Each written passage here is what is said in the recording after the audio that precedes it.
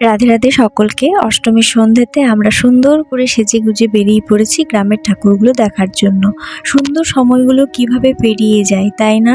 আজকে অষ্টমীর রাত পেরোলে কালকে নবমী। কালকে অর্থাৎ সপ্তমীর সন্ধ্যের দিকে আমার ও পতির কোথাও ঘুরতে যাওয়া হয়নি। আসলে আমার শরীর খুব একটা ভালো ছিল না, তাই বাড়িতে রাতের খাবার খেয়ে ওই 9:30 নাগাদ কোয়ার্টার চলে যাই। তাই ভাবলাম অষ্টমীর দিনে তো তেমন বাইরে কোথাও ঘুরতে যাই না, তাই গ্রামের ঠাকুরগুলো একটু দেখে আসি। আর সময় যেভাবে পেরিয়ে যাচ্ছে, তাই এই সুন্দর সময়গুলো সুন্দরভাবে কাটানোই ভালো।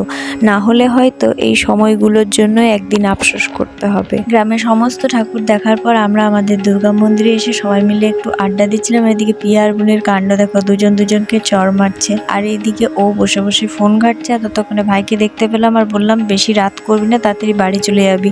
আর এদিকে অবৈদা গুরু সেবা করছে। মন্দিরে যে একটু প্রণাম করতে ঢুকেছি, তখনই অবৈদা ডাকলো, বললো এসো একটু চা খেয়ে যাও। তাই ওরা সবাই মিলে একটু আড্ডা দিচ্ছিল। তারপর আমরা বাড়িতে খাওয়া দাওয়া করে চলে এলাম জামুরিয়া ঠাকুর দেখার জন্য। আরে না, কোয়ার্টার যাচ্ছিলাম থানা মোড়ে, ভাবলাম একটু ঠাকুরটা দেখি না। আর এখানে ঠাকুরটা কিন্তু প্রত্যেক বছর সুন্দর হয়। অন্যবারে অষ্টমীর দিন কি করি, গ্রামের ঠাকুরগুলোও দেখি, আবার জামুরিয়াও ঠাকুর দেখতে আসি, কিন্তু এবারে আমার জামুরিয়ার প্রত্যেকটা ঠাকুর দেখা হয়নি। আসার পথেই আজকে থানা মোড়ের ঠাকুরটা, আমাদের পাড় হাউস আর পনিয়াটির ঠাকুরটাই দেখলাম।